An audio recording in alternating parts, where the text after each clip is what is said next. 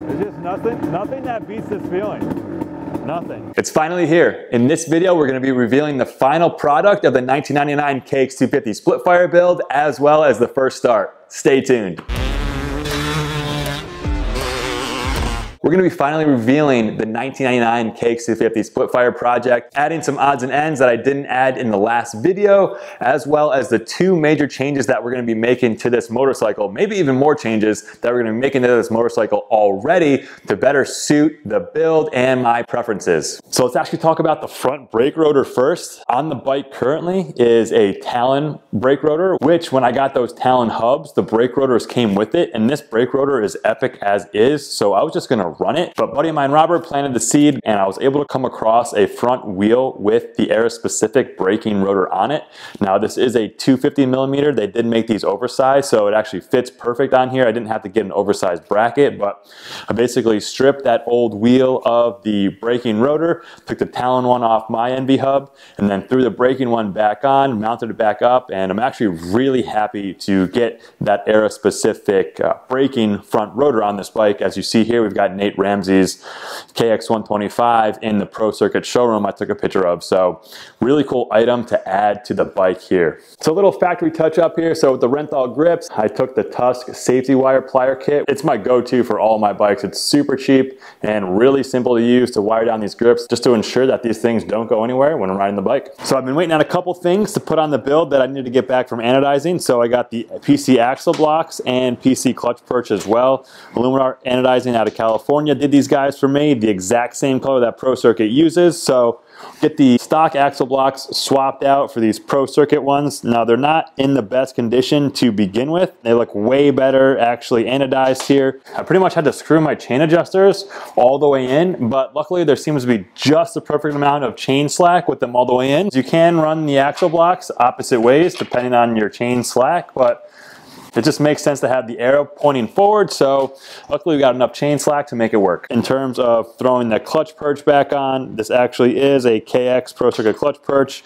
I have a brand new boot here from Pro Circuit, as well as an NOS Pro Circuit clutch lever here. So I'm pumped to finally get these pieces on the bike because they add just that touch of more flair. Next up, let's throw the Pro Circuit foot pegs on. So these are actually for an 04 Plus KX, but they will work on the 03 to 99 models. Had to grind down a little bit on the powder coat because that stuff can be a little bit thick. And then I also grinded down the back side of the stopper plate here on the peg, so it would just sit a little bit more flat and even. You also have to use the 04 Plus springs, so the spring can wrap around the foot peg. And then I also use this copper washer as a tiny little spacer. But other than that, these pegs work great. And then on the clutch side, you have to put the pin in from the bottom because otherwise it hits the clutch cover, and I don't feel like taking that off. Next up, we got another cool piece of carbon fiber here. We got the rear mud flap piece here, so that's gonna just bolt right where these bolts go and just give a little bit more support to that mud flap. So we're gonna get into one of the major changes I'm making to the motorcycle already. And as you see here, I've got a couple of fat head cylinder heads on the table. So if you guys have been following along with the project, you've already seen the work done that I got my OEM head cut by Pro Circuit to run straight C12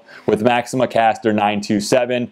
This creates a higher compression motor. I've mixed C12 50/50 with pump gas many times in my past, but after doing a bunch of research, the main reason why I'm going to be swapping heads and not running C12 anymore is because of the lead content in C12. Whether it's due to my ignorance of lead fuel usage or just not knowing that C12 had lead in it at all, and especially with now having 2 kids under 2, I just simply don't want to expose my children and myself to the lead that's in the fuel anymore. If you guys actually didn't know, leaded fuel is banned in the professional ranks. So the guys running, you know, Eli Tomac, Chase Sexton, Cooper Webb, all those guys are running non-leaded fuel. It's still allowed in the amateur ranks. So I decided to swap it up, completely change the type of fuel that I'm running from C12.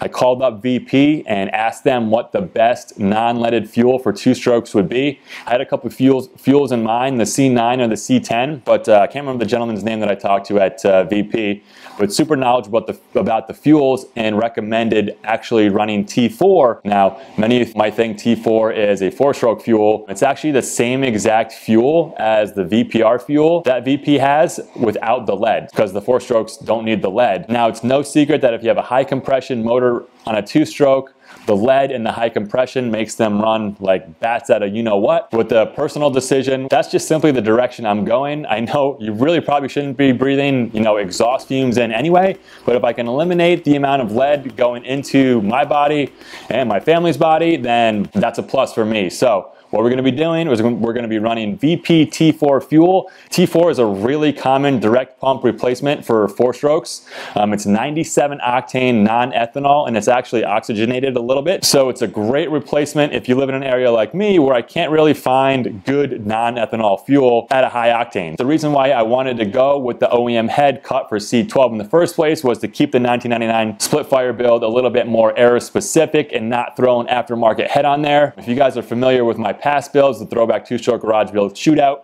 I had Luke's Fathead Racing heads on all my bikes, the YZ, RM, KX, as well as the CR, all in different colors. I wanted to run one, but just simply wanted to try to keep the aero specificness to the 99 Splitfire build. But after the fuel change, I gave up Luke a call, and it was just simply no question for me to grab one of these heads. So a little background about the Fatheads here. So this is the gunmetal color, and then this is the raw color. I wanted to initially run the raw color, but based on the colors that I chose for my engine, I think this gunmetal cap is going to look really good on it. I wanted to keep it a little bit cleaner at first, but after thinking about it, I think this will tie nicely together with the colors on the bike and the tungsten Cerakote that I have on the bottom end. A little bit about the Fatheads, they're actually made from billet aluminum. They don't hold on to heat like the OEM unit does, so it keeps your engine running cooler that way.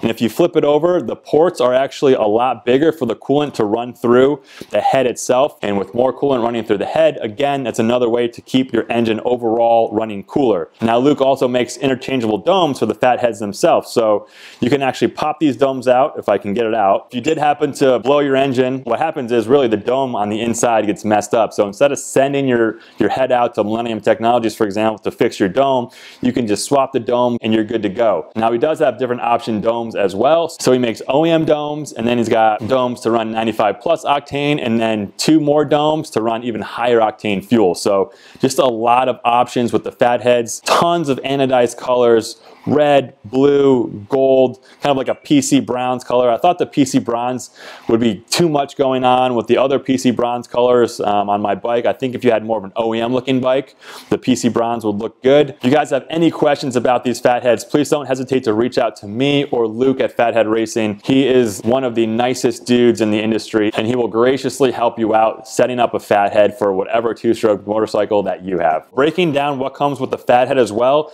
you've got 2 sets of O-rings here, so you've got one set and a backup set.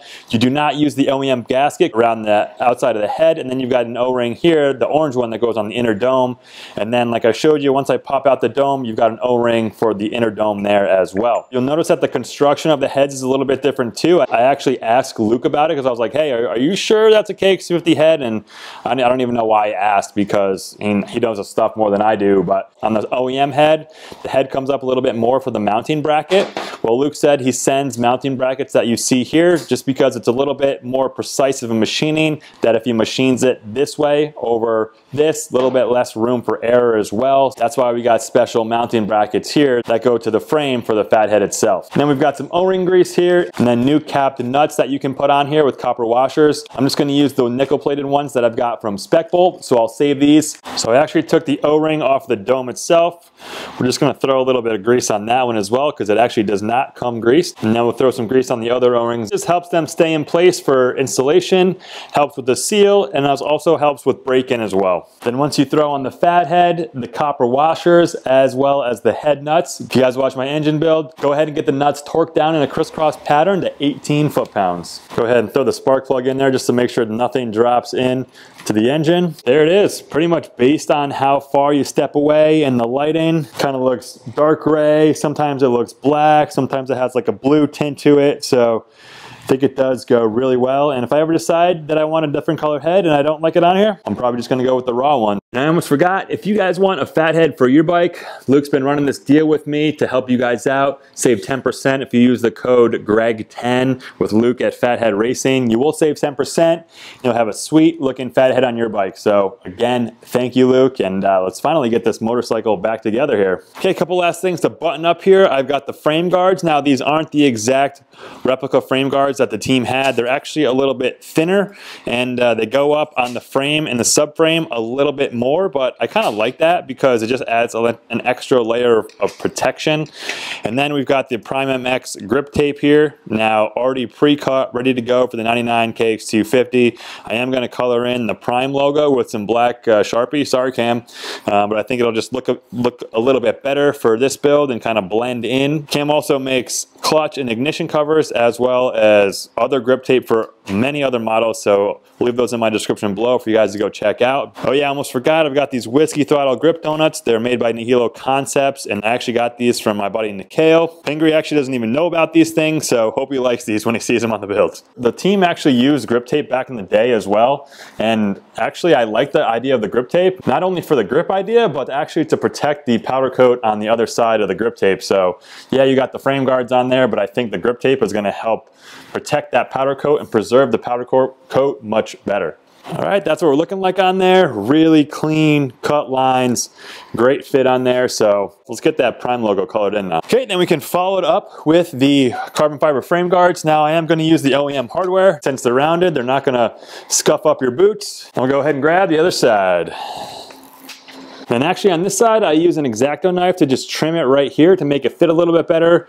I say most of us are running the frame guards on this thing anyway, at least the plastic ones that came from the OEM. So at least this will protect the frame down here and protect the frame right there. And then this frame guard here actually runs through the chain roller up top here. All right, well, I think the time has come to finally go ahead and start this thing. So I'm just gonna mix 1 gallon of T4 here with Caster 927. I got the Maxima Quick Mix bottle. You got the ratios and how many gallons of fuel you're gonna mix. You just fill up the Quick Mix cup to the specific line and then go ahead and dump it in the fuel. Dump some fuel in the Quick Mix cup and then dump it back in to make sure you got all that oil in there.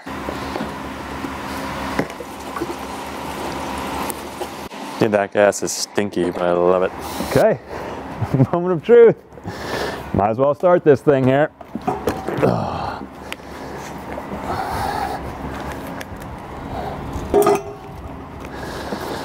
Okay.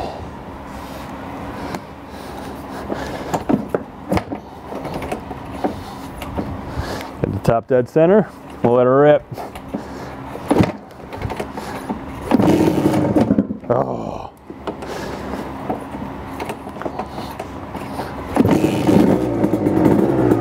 So, 2.5.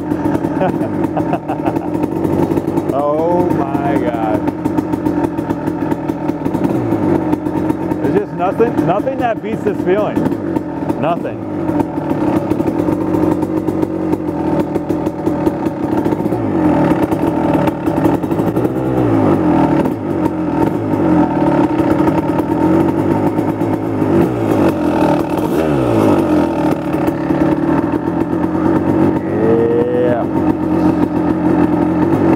You guys can hear me.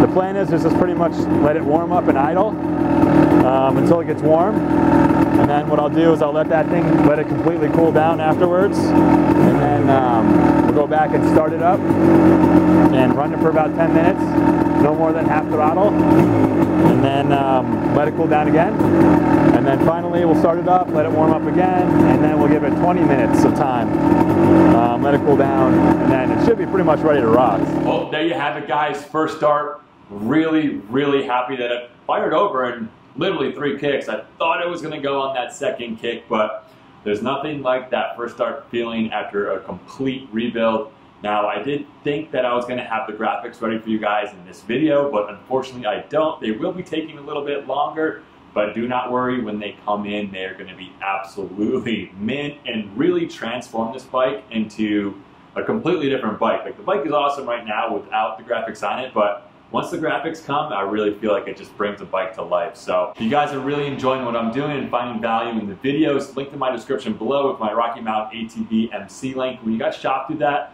I get credit for that, so I always appreciate when you guys do that. But as always, ride hard, be safe, and we'll see you in the next video.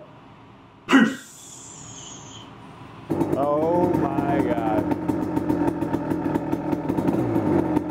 There's just nothing that beats this feeling. Nothing.